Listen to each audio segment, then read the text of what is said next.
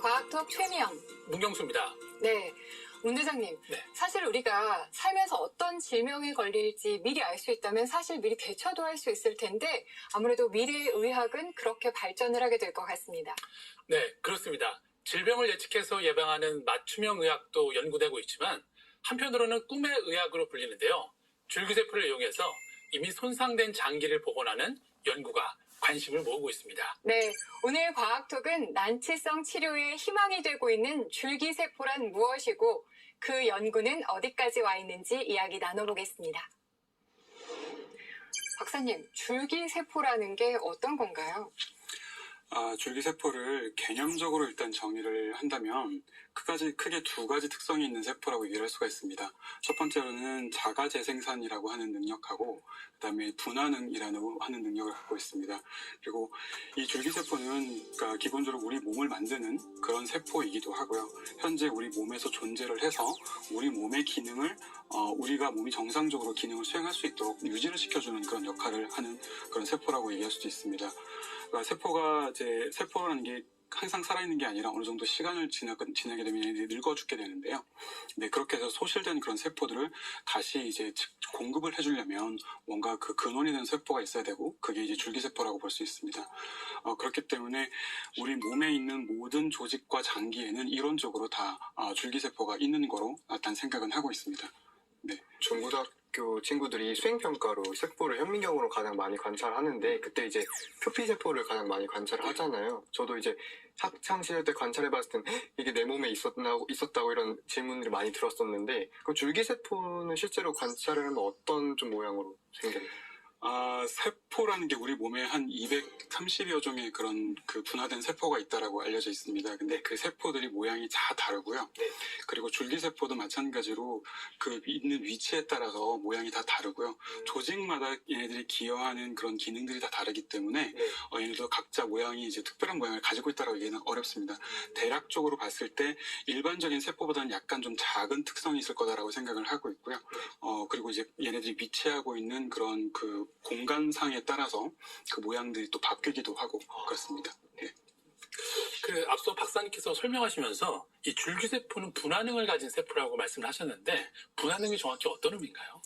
그러니까 저희가 줄기세포라는 개념을 처음 이제 만들어낼 때를 생각을 해보면요.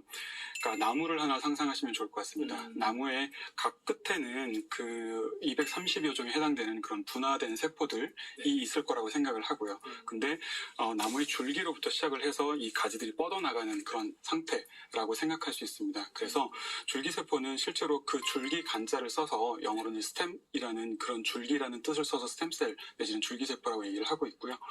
이 줄기세포로부터 여러 가지 분화된 세포들이 서로 만들어질 수 있는 거를 저희가 분화능, 즉 서로 다른 세포를 만들 수 있는 능력을 저희가 분화능이라고 얘기를 하고 있습니다. 그러면 박사님 그 모든 조직에서 줄기세포를 추출할 수 있나요? 아까 심장에서는 뭐 줄기세포가 없다고 하셨던 것 같은데. 네, 이론적으로는 모든 조직이나 장기들이 재생의 능력이 필요하기 때문에 그 모든 조직이나 장기는 줄기세포가 있을 거라고 저희가 예상은 하고 있습니다. 근데 줄기세포를 추출해서 저희가 실제로 실험실에서 배양하는 것은 배양해서 증명을 해야 되는데 그거는 실제로는 쉽지는 않은 일입니다. 왜냐하면 줄기세포가 3차원 공간인 그 조직이나 장기 내에서 존재할 때는 그 주변을 둘러싸고 있는 그런 세포들에 의해서 그 특성을 유지를 하고 있게 되거든요. 근데 걔네들을 따로 이제 실험실 환경으로 끄집어냈을 경우에는 그런 주변에 그런 환경을 구성하고 있는 세포들이 없는 상태가 되기 때문에 줄기세포가 실제로 있는지 없는지 확인하기 어려운 그런 문제점이 있을 수 있습니다. 일반적으로 우리가 세포를 배양하거나 아니면 인공으로 임신을 시키려고 할 때도 다수의 세포를 인공 수정을 해서 주잖아요. 마찬가지로 인공 배양을 시키려면 줄기세포만 모아가지고 얘가 생존율이 좋은 녀석과 그리고 밀도면으로도 이렇게 많이 모아서 배양을 하는 것이 성공적일 텐데 그걸 어떻게 그럼 특정하거나 관찰을 하고 계신가요? 네, 좋은 질문이신데요. 세포의 종류가 많은 것처럼 줄기세포도 각각의 조직 장기마다 다 이제 다르게 존재할 거라고 생각할 수 있는데요. 그래서 현재로서는 저희가 추출해서 얻어내서 배양할 수 있는 그런 세포들을 주로 많이 연구를 할 수밖에 없습니다. 그리고 말씀하신 것처럼 그 세포들이 이제 각각에 떨어져 있는 것보다는 얘네들이 한꺼번에 모여 있을 때 밀도가 좀 높을 때 잘 자라는 그런 특성들이 있고요. 특히나 이제 배아줄기세포 내지는 이게 만능줄기세포라고 할 수 있는 세포들 같은 경우에 있어서는 얘네들은 굉장히 단단하게 모여 있는 그런 특성을 갖고 있습니다. 그래서 얘네들을 따로따로 분리를 해내게 되면 얘네들이 죽거나 아니면 분화되어 버리거나 하는 그런 문제점들이 있습니다. 그러면 이 줄기세포도 각각 특성이 있을 거잖아요. 어떻게 분류를 할 수가 있나요? 네, 크게 줄기세포를 이제 가지고 있는 특성을 이제 분화능하고 자가 재생산 능력이라고 생각을 하고 있는데요. 분류를 할 때는 이 세포가 갖고 있는 분화능의 정도에 따라서 분류를 하는 게 가장 쉬운 방법 중에 하나입니다. 그리고 또 하나는 줄기세포가 어디 조직이나 뭐 장기에 박혀 있다라고 제가 말씀드렸는데요. 그러면 그 어디로부터 유출이 됐는지, 어디로부터 근원이 됐는지를 파악을 해서 이름을 명명하는 그런 분류 방법론들이 있습니다. 실제로 그러면 어렸을 때 저희가 이제 과학 동화나 이런 잡지를 봤을 때 제일 신기했던 것이 도마뱀 같은 거는 꼬리를 자르면 다시 재생하잖아요. 이게 실제로 지금 우리가 오늘 주제가 비슷한 걸 텐데 이런 특성이 있다는 걸 언제부터 알기 시작했고 어떤 식으로 연구가 지금 진행되고 있나요? 도마뱀이나 아니면은 도마뱀보다 조금은 진화적으로 조금 하류인 그런 동물들 같은 경우는 재생 능력이 굉장히 탁월하고요. 그런 능력들을 사람들이 다 부러워하고 그랬습니다. 근데 포유류 같은 경우에 있어서는 이제 계속 이제 진화를 해오면 해올수록 그런 능력을 점점 소실했다라고 저희가 생각을 하고 있습니다. 물론 완전히 없어진 건 아니고요. 왜냐하면 이제 간 같은 경우에 있어서는 3분의 2 정도를 저희가 잘라내도 간이 정상적으로 원래 사이즈로 다시 회복이 됩니다. 그래서 간 이식 같은 것도 이제 가능한 거라고 볼 수 있는데요. 문제는 이제 이런 조직은 가능하지만 대부분의 많은 기관이나 조직들에 있어서는 그런 도마뱀과 같은 조직에서 동물에서 보는 것과 같은 그런 재생 능력이 없습니다.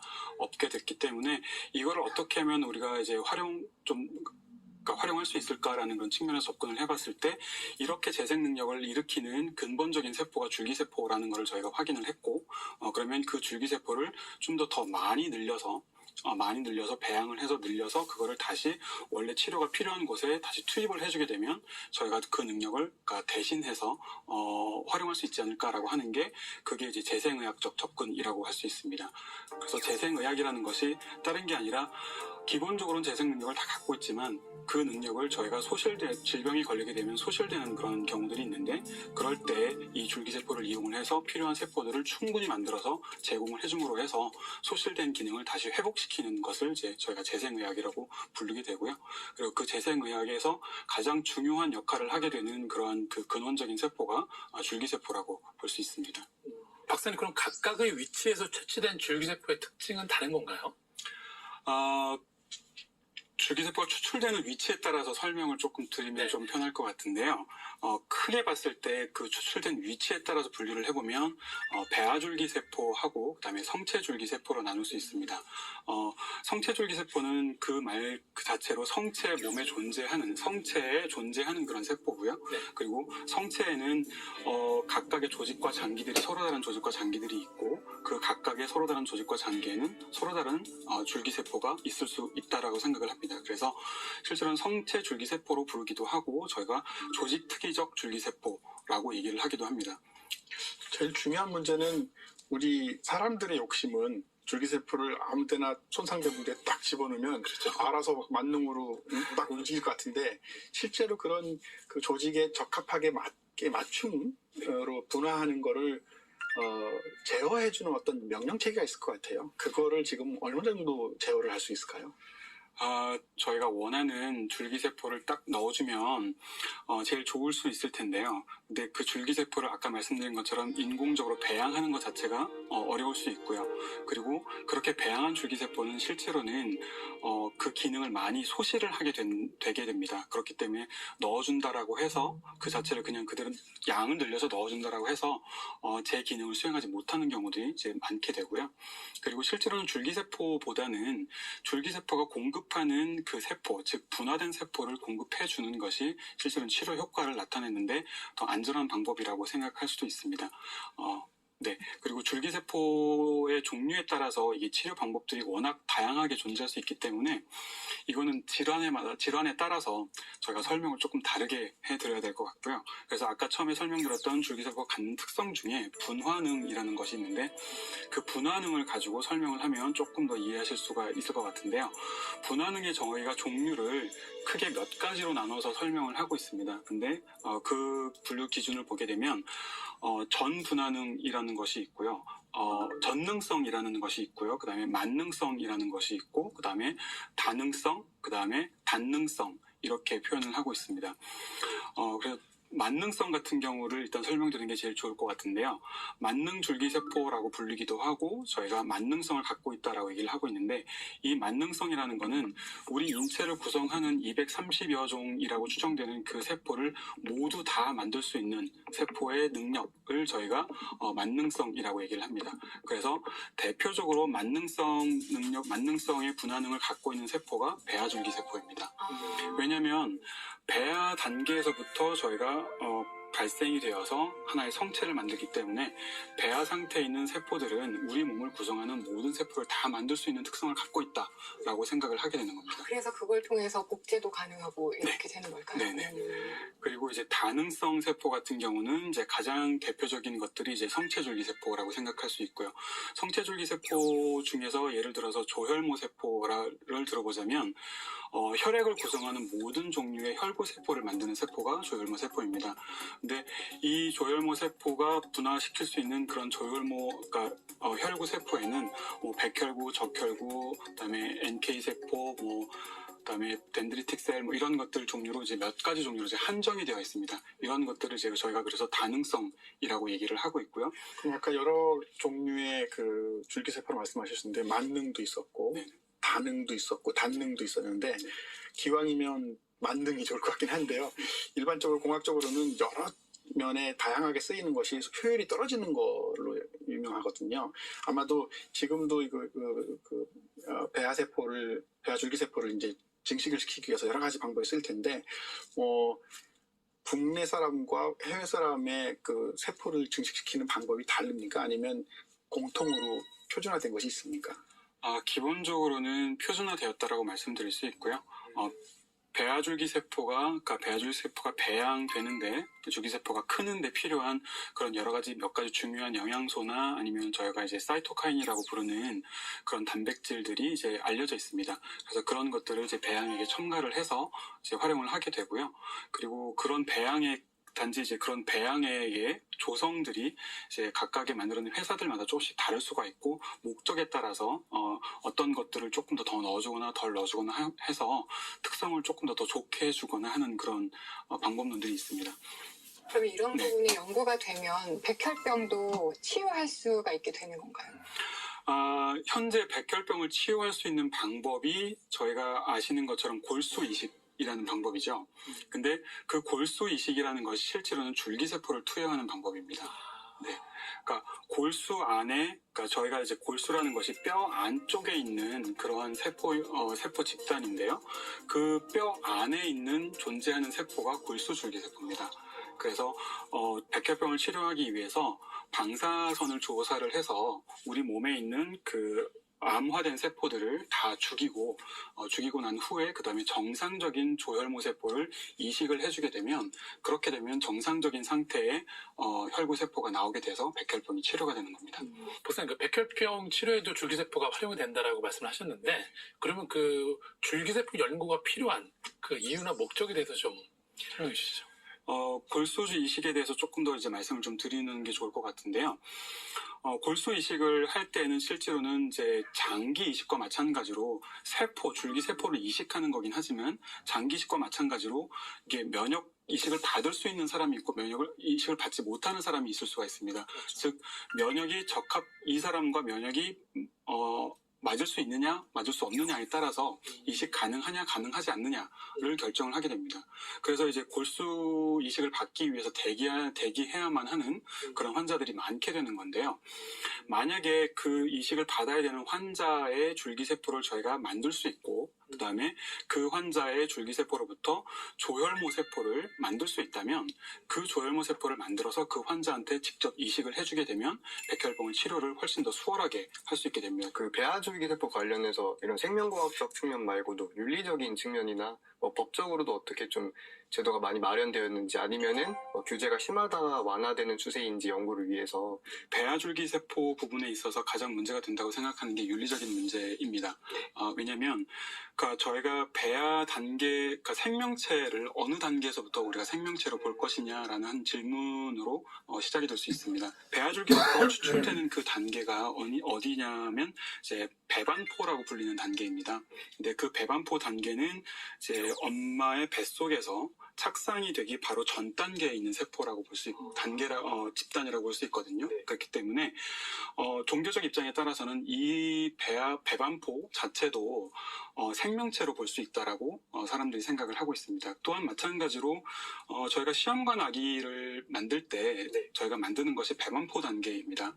그 배반포 단계를 만들어서 엄마의 자궁에 착상이 될 수 있도록 해주는 거기 때문에 실제로는 그 배반포 자체가 생명체의 기능을 충분히 수행할 수 있는 것이라고 생각할 수도 있습니다. 그래서 배반포를 파괴해서 배반포를 해체를 하는 거거든요. 해체를 해서 그 안에 있는 세포를 밖으로 꺼져내는 게 이제 배아줄기 세포이기 때문에 그 배아줄기 세포는 배반포를 파괴한다는 측면에서 봤을 때 생명을 파괴하는 부분이라고 볼 수 있다라고 생각을 하고 있습니다. 그래서 생명윤리법에서는 배아줄기 세포를 만들어내는 그런 과정을 엄격하게 관리를 하고 있습니다. 네. 사실 그런 윤리적인 부분에서의 우려가 있기는 하지만 우리 실생활에 활용된다면 이로운 점도 분명히 많을 것 같거든요. 그래서 이 재생의학에서 좀 가장 중요한 부분이 있다면 어떤 부분이 있을까요? 재생의학을 활용하는 측면에서 봤을 때 기술적인 부분에서 가장 중요한 부분은 아까 말씀드린 것처럼 환자의 적합하게 면역의 거부 반응이 없도록 그 면역 거부 반응이 없는 세포를 만들어내는 그런 기술이 필요할 거라고 생각이 되고요. 그 다음에 말씀드린 것처럼 배아줄기 세포 같이 분화능이 이제 만능성으로 있는 세포들 같은 경우는 분화 능력을 조절해서 저희가 원하는 세포를 만들어야 되는데 그러한 세포를 만들어낼 수 있는 그런 분화능을 조절하는 것이 아직은 좀 어려운 단계입니다. 세포의 종류에 따라서는 조금 쉽게 이미 어느 정도 기술적 완성도가 있는 그런 세포도 있지만 그렇지 못한 세포들도 아직 많이 있기 때문에 그런 세포들을 만들어낼 수 있는 분화능을 개발하는 것도 중요한 그런 기술적 필요성 내지는 도전점이라고 볼 수 있을 것 같습니다. 네. 그 면역 체계상으로도 내 몸 어딘가에서 있는 줄기세포를 꺼집어내지 못하는 경우 주변에 있는 부모님이나 형제자매의 줄기세포를 갖다가 쓰면 더 면역 거부 반응이 줄어들게 됩니까? 완전 타인들보다? 좀 더 쉬워질 수 있는 가능성이 있기는 한데 실제로는 이제 그렇게 해서 다른 사람의 세포를 이식받는 것보다는 자기 거를 만들어서 이식을 하게 된다 그러면 가장 이제 이상적인 그런 것이라고 볼 수 있죠. 그래서 그런 자기 자신의 줄기세포를 만들어서 이식할 수 있는 그런 기술을 개발하는 것을 저희가 리프로그래밍이라고 얘기를 합니다. 네.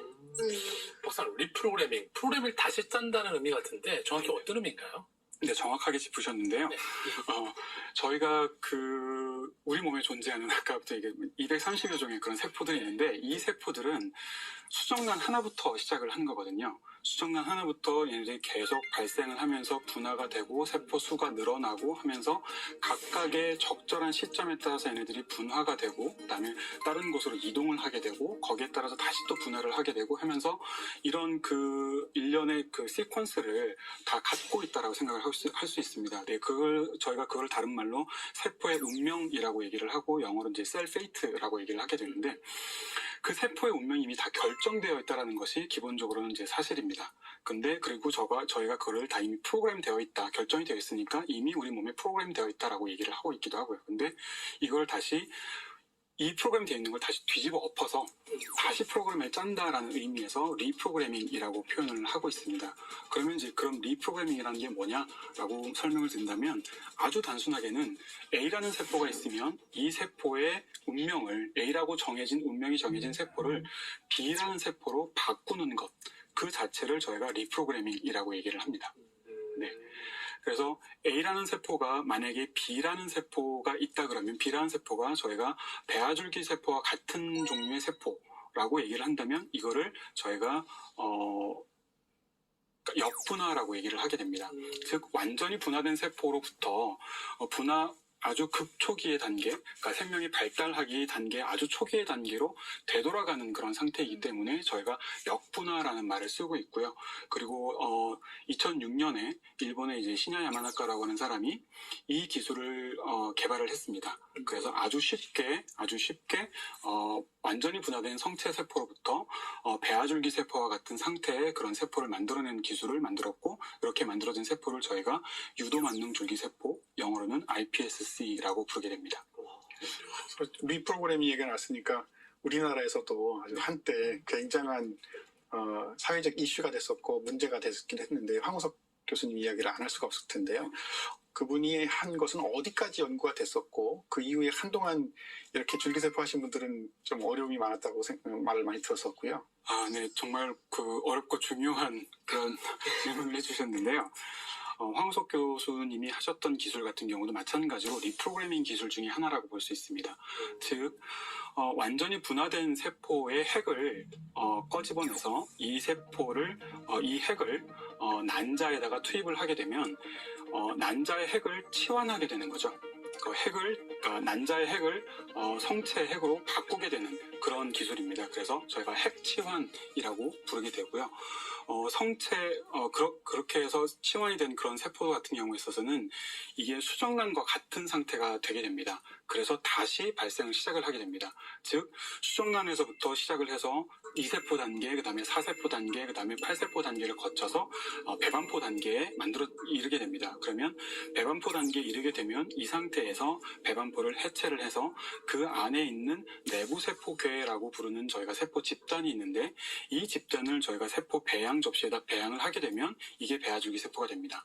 즉 황우석 교수님이 했던 것 같은 경우에 있어서는 핵치환 기술을 이용을 해서 다른 사람의 세포를 배아줄기 세포로 만드는 기술이라고 볼 수 있습니다. 근데 이렇게 만들어진 핵치환 배아줄기 세포 같은 경우에 있어서는 난자도 필요하고 그 다음에 이 핵치환 기술이라는 게 굉장히 어려운 기술입니다. 하지만 이렇게 해서 이제 핵치환 기술을 이용을 해서 실제로는 저희가 복제양 돌리와 같은 복제 동물을 만들 수 있는 그런 것도 가능해졌고, 그리고 배아줄기 세포라는 것이 이제 알려지기 시작하면서 인간에게 만들어질 수 있다는 걸 확인을 하게 돼서 핵치환 기술을 통해서 인간의 배아줄기 세포도 만들어줄 수 있게 되는 그런 상황까지 이제 된 거로 볼 수 있습니다. 근데 문제는 뭐냐면 이 기술이 너무 어려운 데 반해서 iPSC 기술은 너무 쉽다라는 거죠. 그렇기 때문에 굳이 핵치환 기술을 통하지 않아도 저희가 배아줄기 세포와 같은 단계의 세포를 얻어낼 수 있게 됩니다. 네. 국내 연구 수준은 어디까지 쫓아갔나요? 아까 야마나카 선생님 말씀하셨는데 우리도 사실 많이 되어 있다가 중간에 한번 이렇게 핵폭탄을 맞아서 연구가 막 중단되고 그랬었는데 지금은 우리의 수준이 어디까지 되어 갔을까요? 그러니까 핵치환 기술을 먼저 설명을 드리자면 핵치환 기술은 그 영장류에서는 안 된다라고 되어 있었습니다. 근데 황우석 교수가 이 기술이 이제 성공했다라고 얘기를 발표를 했었던 것이고요. 근데 그게 이제 오류가 있었다는 것이 확인이 되어서 문제가 됐던 것이고요. 2013년에 그 미국의 오레곤 스테이트의 미탈리포프라는 그 그룹에서 인간의 핵추한 배아줄기 세포를 만들어낼 수 있는 기술을 성공을 시켰고요. 그리고 연이어서 같은 해에 우리나라의 차병원의 이동률 교수님 연구팀에서도 마찬가지로 핵추한 기술을 통해서 인간 배아줄기 세포를 만들어냈습니다. 그래서 핵추한 기술은 이제 거의 동등한 수준으로 다 따라갔다라고 말씀드릴 수가 있고요. 그리고 유도만능 줄기세포 기술 같은 경우에 있어서는 우리나라도 연이어서 실제로는 계속 시도를 했었는데 쉽지는 않았고요. 저희 생각에는 제가 소속되어 있는 연구팀에서 거의 아마 최초로 인간 유도만능 줄기세포를 2008년에 저희가 제작을 한 걸로 알고 있습니다. 새로운 걸 만들어내는 건 아니고 저희가 재현실험 측면에서는 그렇게 따라왔고요. 그러면 직접 교차 분화 기술이 개발이 됐다라고 들었는데 어떤 기술인가요?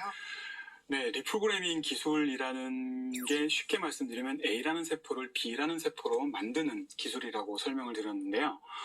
B라는 세포가 배아줄기 세포가 된다 그러면은 저희가 이 분화 과정을 거꾸로 되짚어 올라가는 과정이기 때문에 저희가 역분화라고 얘기를 하고 있는데 실제로는 저희가 배아줄기 세포를 직접 치료에 사용할 수가 없습니다. 네, 그게 가장 큰 문제인데 왜냐면 그리고 그렇기 때문에 배아줄기 세포를 저희가 완전히 분화를 시켜서 저희가 분화된 세포를 이식을 할 수 있게 됩니다. 근데 가만히 생각을 해보면 저희가 실제로 필요한 세포는 그렇게 생각해보면 배아줄기 세포와 같은 그런 만능 줄기 세포가 아니라 분화된 세포거든요. 그러면 이 만능 줄기 세포를 만들지 않고 직접적으로 우리가 원하는 세포를 바로 만들면 더 쉬운 길이 아닐까라고 생각을 하게 된 거고요. 그게 이제 직접 교차 분화 기술이라고 얘기를 할 수 있습니다. 즉 예를 들자면 그러니까 표피세포, 저희 집 표피세포를 가지고 신경을 직접 만든다거나 신경세포를 직접 만든다거나 아니면 심근세포를 만든다거나 아니면 간세포를 만든다거나 굉장히 많은 종류의 그런 기술들이 이미 이제 개발이 되어 있고 저도 이제 직접 교차 분화 기술을 최근에 가장 많이 연구를 하고 있습니다. 그러시군요. 네. 핵취한 기술이 유도만능 줄기세포보다 훨씬 더 어렵고 번거로운 복잡한 기술이잖아요. 그러면은 그 기술이 유도만능 줄기세포에 비해서 가지는 혹시 장점이나 특징은 있을까요? 정말 좋은 질문이신데요. 유도만능 줄기세포를 저희가 만들어내고는 이제 사람들이 많이 생각을 하게 된 것이 이제 더 이상 그럼 핵추한 배아줄기세포 기술이 필요 없는 거 아니냐라고 생각을 할 수 있습니다. 근데 결론적으로 말씀을 드리면 아직 증명이 되지 않은 부분이 있다라고 말씀드릴 수 있습니다. 뭐냐면 생쥐 같은 경우에 있어서는 생쥐의 배아줄기세포와 그다음에 생쥐의 유도만능 줄기세포를 만들어서 만들 수 있게 되고요. 그다음에 생쥐의 유도만능 줄기세포를 가지고 이 유도만능 줄기세포를 이용을 해서 실제로 생쥐를 만들어낼 수 있습니다. 근데 사람의 줄기세포도 마찬가지로 유도만능 줄기세포를 이제 만들게 되면 배아줄기세포하고 실제로는 모양이나 아니면은 여러 가지 그 생물학적 마커나 뭐 이런 걸 통해서 봤을 때는 차이가 없다라고 저희가 생각을 합니다. 근데 문제는 뭐냐면 저희가 이거를 생쥐와 같은 상태처럼 증명을 하기 위해서 복제를 할 수는 없지 않습니까? 그렇죠. 네. 그래서 인간을 다시 이 인간 유도만능 줄기세포가 다시 인간을 만들어낼 수 있느냐 없느냐를 증명할 수 없기 때문에 저희가 뭔가 부족한 부분이 있을 거다라고 생각을 합니다. 그래서 그것보다 그래서 좀 더 연구를 해서 핵추한 배아줄기세포와 인간 유도만능 줄기세포가 정말로 동일한지 조금 더 우월한 부분은 없는지 만약에 유도만능 줄기세포가 조금 더 부족한 부분이 있다면 이거를 채워줄 수 있는 그 무언가가 있는지라는 그런 측면에서 연구를 하기 위해서는 조금은 더 핵추한 배아줄기세포 기술도 연구는 더 필요하지 않나라고 생각을 합니다. 이론적으로는 영화에 나오는 나쁜 과학자와 돈 많은 사람이 모여서 자기를 복제하는 기술은 이미 완성이 됐다고도 볼 수가 있겠네요. 네, 기술적으로는 가능하다라고 말씀을 드릴 수는 있는데요. 이게 이론적으로 가능한 것과 현실적으로 가능한 것은 큰 차이가 있을 수 있다고 생각을 합니다. 영장류의 배아줄기세포가 그 원숭이의 배아줄기세포가 만들어졌던 건 이미 오래전에 확인이 된 바가 있습니다. 근데 실제로는 2018년 작년에 중국에서 최초로 복제 영장류를 만들어낼 수 있었습니다. 즉 이론적으로는 충분히 가능한 상태에 있었지만 이게 현실적으로 현실적으로 복제 원숭이를 만들어낼 때까지는 상당히 오랜 동안의 시간이 필요했다. 즉 극복해야 될 기술들이 더 많았다라고 볼 수 있고요. 그리고 또 영장류와 사람은 동일하다라고 생각을 하지만 실제로 영장류의 그 배아줄기세포가 만들어지고 나서도 실제로는 인간 배아줄기세포가 만들어질 때까지는 생각보다 시간이 꽤 오래 걸렸거든요. 그렇기 때문에 복제 기술 이론적으로는 가능하다고 생각이 되지만 복제 인간이 만들어졌을 때 저희가 윤리적으로 이걸 감당할 수 있는 상황이 아니기 때문에 현재로서는 모든 나라에서 복제 인간을 만들어내는 것은 다 금지를 하고 있는 걸로 알고 있습니다. 줄기세포가 재생학 말고도 파킨슨병 같은 대표적인 뭐 유전병 이런 치료제로도 활용할 수가 있다고 하는데 치료제로서는 어떻게 줄기세포가 연구되고 있나요? 네, 배아줄기세포와 같은 세포를 얻어내서 만능줄기세포를 얻어내서 네. 저희가 분화를 시킨 후에 그다음에 성체줄기세포와 같은 단계를 활용할 수도 있고요. 네. 완전히 분화시킨 세포를 분화시켜서 뭐 저희가 필요한 세포를 만들어서 이제 활용할 수 있습니다. 그러니까 재생의학이라는 것이 우리 질병이 걸려서 우리 몸에서 소실이 된 세포를 네. 다시 재공급해주는 그런 기술이라고 볼 수 있는데요. 그래서 세포 치환 기술이라고 얘기를 하기도 합니다. 네. 예를 들어서 이제 파킨슨병 같은 경우에 있어서는 우리의 그 뇌 속에서 중뇌 부분에서 도파민성 신경세포라는 게 있는데 이 신경세포가 특이적으로 죽어나가는 병입니다. 이렇게 되면은 다른 기능은 정상인데에 반해서 운동을 할 수 있는 중추적인 역할을 하는 신경세포이기 때문에 몸을 움직이지 못하게 되는 그런 것이 이제 파킨슨병의 현상입니다. 그런데 공급해 줄 수 있는 세포를 충분히 만들어낼 수 있어야 된다라는 게 이제 새로운 이제 파킨슨병을 치료를 하기 위한 그런 도전점이 될 수 있습니다. 그래서 그런 세포를 만들기 위한 다양한 기술들이 최근에 이제 연구가 되고 있는 것이고요. 그다음에 그걸 만들기 위해서 배아줄기 세포로부터 직접 분화를 시키는 기술, 그다음에 유도만능줄기 세포로부터 분화를 시켜서 얻는 기술, 또 저같이 직접 교차 분화를 통해서 이런 세포를 얻는 기술, 이런 기술들이 같이 연구가 되고 있습니다. 그러면 대부분의 유전병이 이제 특정 유전자에 손실이 일어나거나 변형이 일어나서 뭐 장애가 오거나 그렇게 오는 걸로 알고 있는데 파킨슨병 같이 치료가 된다면 대부분의 유전병들이 이런 배아줄기 세포를 이용해서 좀 치료가 이론적으로는 가능할까요? 유전병인 경우에 있어서는 네. 그 유전자가 변하는 거지 않습니까? 네. 그렇게 되면 만약에 유전병을 갖고 있는데 네. 제 iPS를 만들게 되면 그 iPS도 마찬가지로 유전적 결함을 가지고 있습니다. 네. 그렇기 때문에 제 면역 체계를 그대로 갖고 있는 그런 만능줄기세포가 만들어지기도 하지만 제 유전적 결함을 그대로 갖고 있는 세포가 또 만들어지는 겁니다. 그래서 그렇게 되는 경우에 있어서는 실제로는 유전자 교정, 저희가 유전자 가위 기술이라고 최근에 얘기를 하고 있죠. 이제 그런 기술을 통해서 문제가 되는 유전자를 교정을 해서 이제 치료에 활용하게 되는 그런 절차를 밟아야 됩니다. 그럼 실제로 줄기세포를 배양을 해서 장기를 만드는 것까지도 시도를 하고 있나요? 네.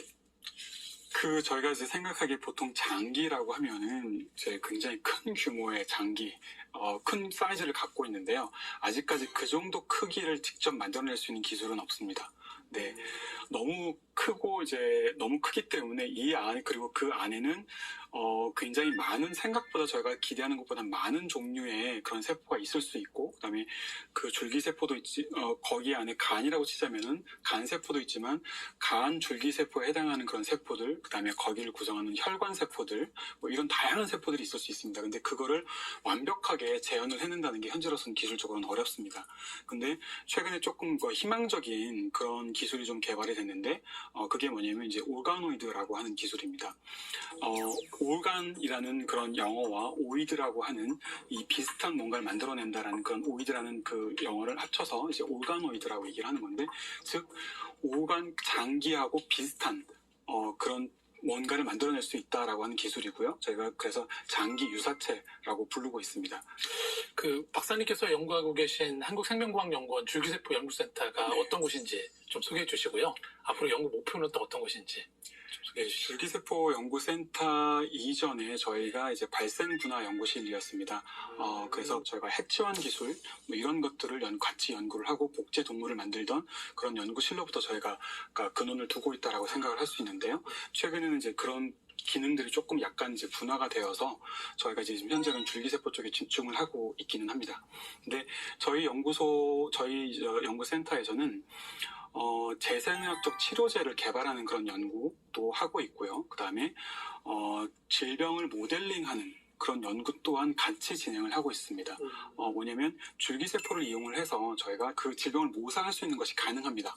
그래서 그런 연구들을 하고 있고, 특히 최근에 아까 방금 전에 말씀드린 이제 올가노이드를 이용을 해서 조금 더 고도화된 질병 모델링을 하는 것도 가능해서 그런 연구들을 집중을 하고 있습니다. 그래서 향후에는 저희가 완벽하게는 아니지만 하나의 개체를 인공적인 인간 개체를 만들어서 그다음에 그 대상으로 그 시스템으로부터 질병을 모사해서 저희가 신약을 개발할 수 있는 그런 것도 가능하지 않을까라고 기대를 하고 있습니다.